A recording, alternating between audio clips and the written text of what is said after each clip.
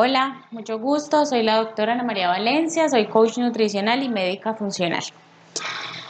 Siempre hemos pensado que tanto para perder grasa o para ganar masa muscular depende netamente del ejercicio o de la alimentación.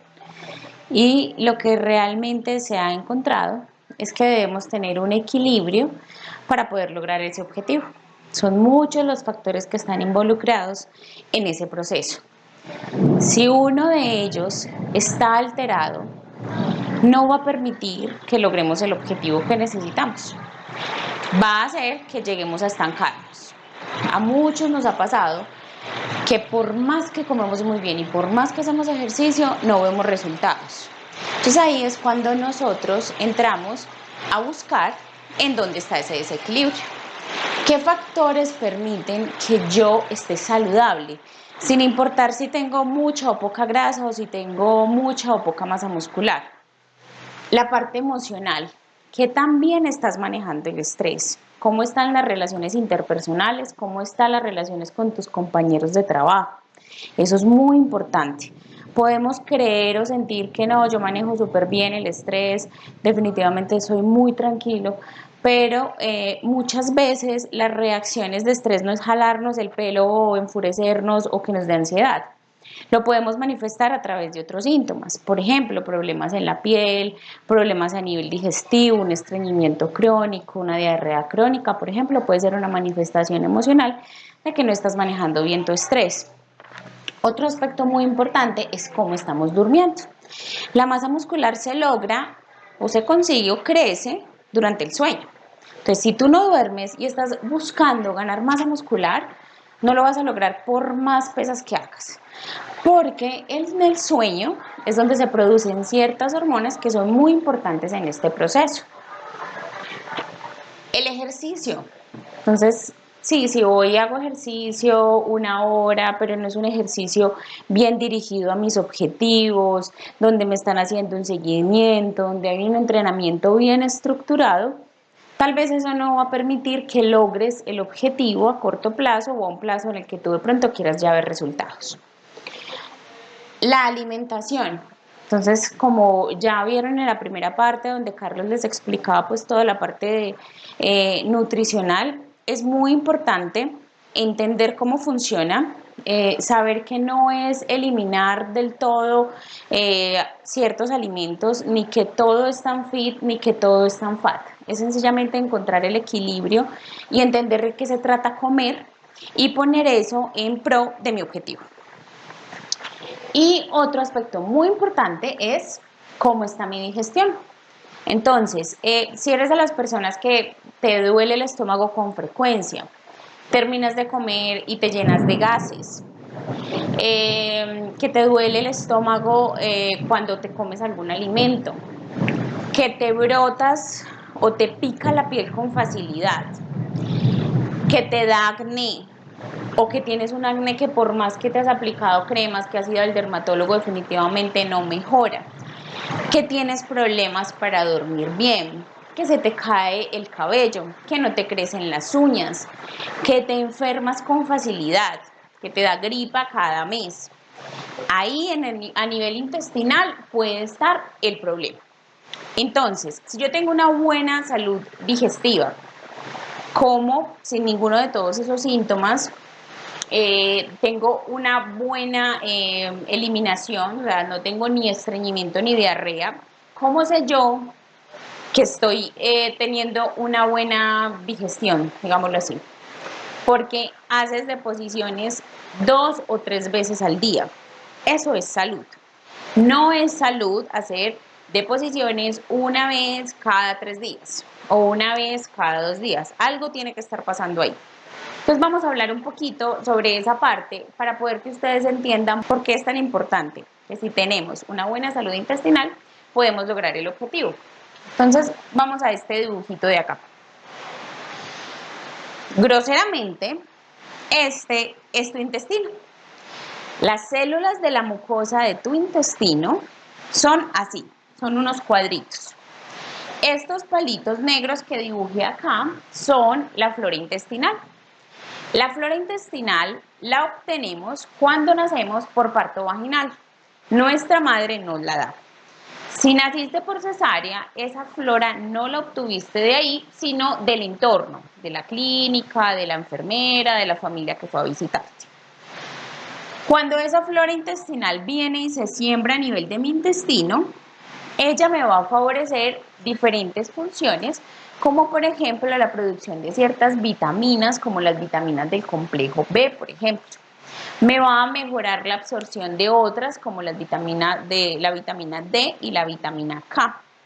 Me va a mejorar la absorción de los carbohidratos. Entonces, si yo no tengo esta flora intestinal acá, no tengo quien me proteja estas celulitas. Entonces, digamos que naciste por cesárea, que durante la infancia te dieron muchos antibióticos porque te dio mucha amigdalitis y te aplicaron mucha penicilina o te dieron mucha citromicina, o cada vez que te da diarrea entonces toma metronidazol, o tienes una alimentación con carbohidratos, con harinas refinadas muy alta, entonces come mucho pan, mucha galleta, consume mucho azúcar, muchos pasteles, muchos dulces. Si eres de esas, si tienes alguno de esos aspectos, posiblemente esta flora intestinal está así. O sea, no tienes mucha, que lo ideal o lo saludable es que más o menos tengas unos 4 libras de tu peso correspondan a estos microorganismos. Pero si tienes algo como esto, eso va a evitar que tengas esa protección. Entonces digamos que llega el alimento al intestino y mi cuerpo lo tiene que absorber, va a absorber todos los nutrientes. Pues cuando él llega acá y no hay, digamos, como los porteros del conjunto, pues él entra derechito. Cuando esto está sano, ellos se encargan de decir, usted entra, usted no entra, usted es bueno, usted es malo. Aquí no hay quien le diga eso. Entonces él tiene que entrar allá y que hay adentro se las arreglen como puedan y definan si es bueno o es malo. Su sistema de defensas va a tratar de controlarlo porque no tienen idea qué fue lo que entró ahí, y al generar esa reacción, esa respuesta, empieza a dañarse o a inflamarse mi mucosa intestinal. ¿Sí? Cuando eso pasa y mi mucosa intestinal está de esta manera, es que los alimentos que antes no me caían mal, me empiezan a enfermar. Entonces yo antes tomaba leche y ya de un momento a otro tomo leche y me lleno de gases. O me volví alérgica a los mariscos, al pollo, al cerdo, después de que yo toda mi vida he comido esos alimentos. Eso está aquí. Eso se llama un síndrome de permeabilidad intestinal. Si tú tienes esta condición, definitivamente no tenemos salud y no es posible lograr esto. Entonces, primero tenemos que analizar esta parte. ¿Listo? Otro de los aspectos que les quería hablar y que también son muy importantes es la parte hormonal. También juega un papel muy importante en el proceso de perder grasa o de aumentar la masa muscular. ¿Por qué? No sé si les ha pasado, conocen a alguien que les haya dicho, es que yo creo que yo estoy gordo o que no bajo de peso porque yo sufro de la tiroides. Y entonces la pobre tiroides es la culpable de todo. Y resulta que no. No siempre el hecho de que no bajes de peso es que tengas la tiroides alterada o que ella sea la culpable de ese proceso. Aunque una de las manifestaciones del hipotiroidismo sí es un aumento de peso, no siempre es la causante. Esa glándula tiroides tiene muchísimas funciones porque en mi cuerpo tengo muchos receptores para ellas. Entonces, cuando esas hormonas están alteradas, empiezan a manifestarse con muchísimos síntomas. Dentro de eso es la dificultad para perder el peso, ¿sí? ¿Cómo sabemos si yo estoy sufriendo de la tiroides? Entonces, el médico, eso cambio acá te debe pedir unos exámenes o tú los puedes solicitar. ¿Cuáles son? La TSH, T4 libre, y hay dos muy importantes para poder determinar si el problema que tienes en la tiroides, en caso de que se diagnostique, es porque tu glándula tiroides, tu cuerpo la está atacando porque hay una inflamación severa secundaria, por ejemplo, a esta permeabilidad intestinal, a que no estás durmiendo bien, a que tu alimentación es muy alta en carbohidratos de harinas refinadas o carbohidratos simples, que no estás haciendo ejercicio y que a nivel emocional vives supremamente estresado, todos esos aspectos en conjunto pueden hacer que a mí se me eleven estas señoritas de acá. Entonces ahí, listo. ¿Cómo se soluciona eso? Pues manejo muy bien el estrés, empiezo a dormir bien, cambio mi alimentación, miro cómo puedo sanar mi intestino, empiezo a hacer ejercicio.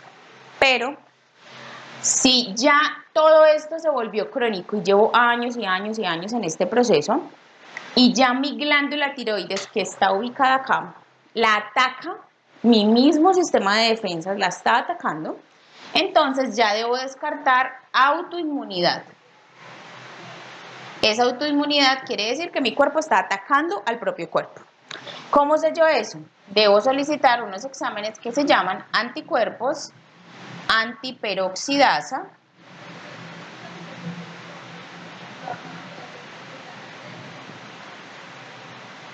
y anticuerpos antitiroglobulina.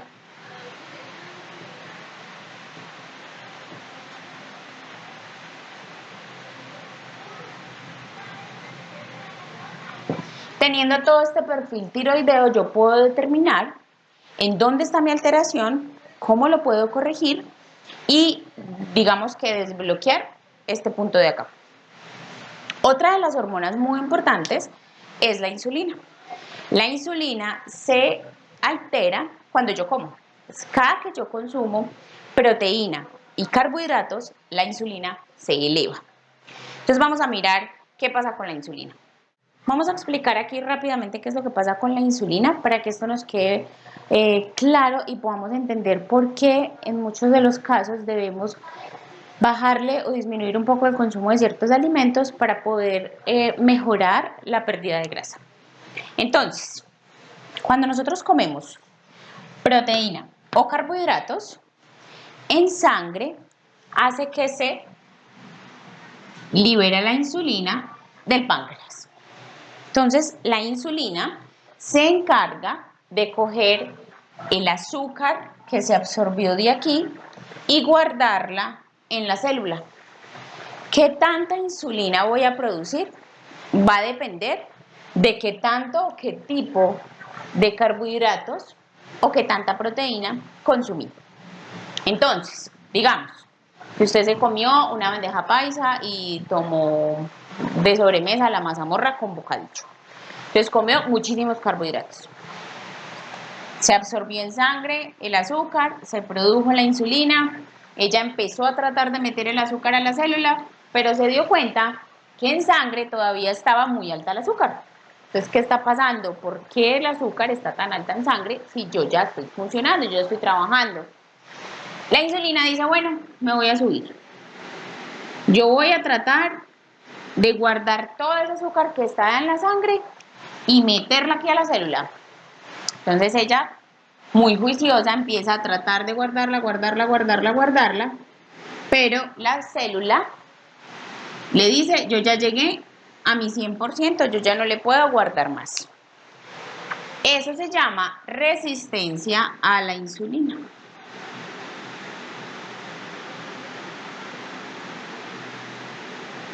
Esta resistencia a la insulina no es que pase solamente una vez, sino que toda la vida.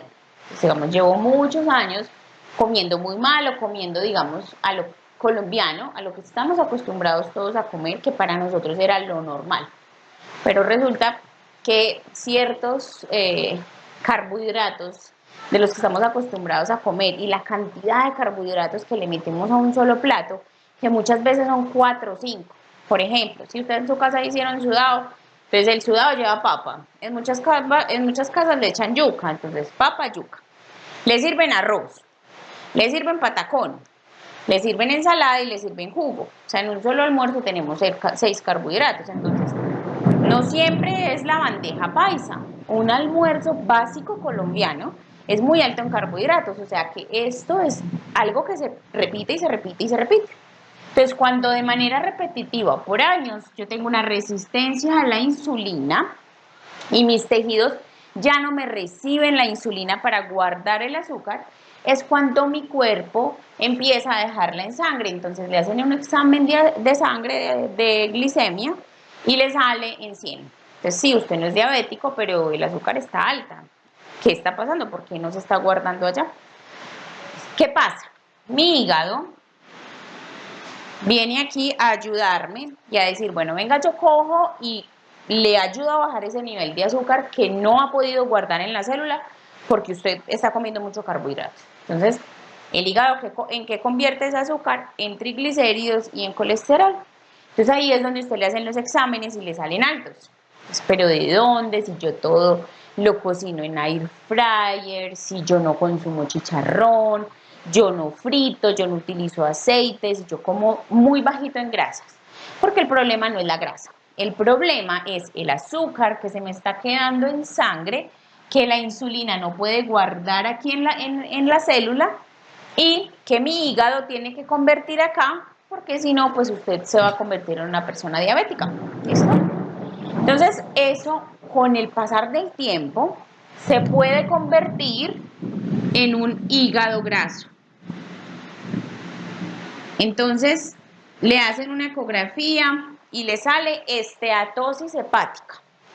Esa esteatosis hepática es toda esta grasa que se empezó a acumular y que no hubo cómo gastarla porque de una u otra forma la actividad física no es mucha. Su trabajo es sentado todo el día, no tiene tiempo de ir al gimnasio, no tiene tiempo de ejercitarse. Entonces mi cuerpo pues toda esa energía la va a guardar, la va a almacenar y mi hígado se empieza a inflamar y a llenar de grasa. Cuando eso pasa, con el tiempo, puede llegar a convertirse en una cirrosis. Entonces, es algo a lo que nosotros tenemos que ponerle cuidado, no solamente por tener un cuerpo X o Y, sino que por salud, por prevención, debemos tratar de que nuestra alimentación no tenga tanta cantidad de estos en un solo plato, saberlos distribuir, saber jugar con ellos, para poder ayudarle a esta pobre insulina para que ella con solo una flechita logre meter todo el azúcar que se tiene que guardar en la célula y que el hígado no tenga que convertirla en grasa. ¿Listo? Entonces, cuando yo empiezo a aumentar mi actividad física y empiezo a bajarle a esto, toda esa grasa almacenada que tenemos en las piernas, en las caderas, en los brazos, empieza mi cuerpo a utilizarla como fuente de energía porque ya no viene tanto de aquí, ya no está aquí, entonces tiene que salir de acá. Entonces empezamos a perder grasa. Entonces esto sí era muy importante, me parecía que ustedes debían tenerlo claro para poder que entiendan, porque a veces nosotros les indicamos algunos carbohidratos y algunos no. ¿Listo? Bueno, entonces ya para finalizar, espero que les haya quedado un poco claro todo lo que les acabo pues de explicar. Les voy a hacer unas recomendaciones muy pequeñitas para que evalúen qué tan saludable están para poder empezar el proceso que necesiten, ya sea o perder grasa o aumentar masa muscular. Entonces, lo primero es pregúntense cómo está su intestino. Miren cada cuánto van al baño. ¿Qué alimentos les está cayendo mal? Si cada que comen tienen que aflojarse al botón del pantalón porque quedan como inflados. Si tienen diarrea esporádicamente, si hay alimentos que les cae mal, no solamente porque les duela el estómago, sino también porque los comen y les pica la piel, o si sencillamente su intestino está sano, pero tiene muchos problemas en la piel. Entonces tiene acné, le pica, tiene brotes inexplicables. Lo otro, el sueño. Es muy importante que duerman bien. Si quieren aumentar masa muscular, les va a ayudar también para perder grasa. Entonces, miren cuántas horas de sueño tienen, no se acuesten tan tarde. Busquen tener una higiene de sueño adecuada, que yo pienso que eso puede ser incluso una charla adicional porque es un tema muy, muy, muy largo. Pero digamos que lo básico es empezar a mirar a qué horas me estoy acostando, a qué horas me estoy levantando. Si yo me estoy acostando a las 12 y me tengo que levantar a las 5, por más que sean 5 horas, me estoy acostando muy, muy tarde. Y el cuerpo tiene algo que se llama el ciclo circadiano. El ciclo circadiano es la producción de ciertas hormonas en ciertos horarios, que si yo me empiezo a acostar muy tarde, entonces ya esa producción de hormonas no se va a dar en el horario que es, sino que se empieza a correr. Y eso también me empieza a enfermar. Lo otro es cómo estoy manejando mi estrés. De verdad soy tan tranquilo, de verdad sé manejarlo, de alguna manera sé liberarlo, estoy haciendo ejercicio, estoy haciendo meditación, hago yoga. Esa parte también es muy importante. Las relaciones interpersonales, empezar a sonreír más, saludar, despedirse, esos simples aspectos pueden mejorar las relaciones con las personas con las que convivimos todo el día. Y lo otro es la alimentación. Entonces hay que empezar a buscar un balance, un equilibrio. No es hacer dieta, es mirar con las opciones que tengo, con lo que estoy acostumbrado a comer, cómo puedo ir modificándolo en pro de estar mucho más saludable. Si necesitan o tienen alguna duda, con muchísimo gusto me la pueden hacer. A Carlos también, nosotros estamos abiertos a respondérselas. Espero volvernos a ver. Gracias.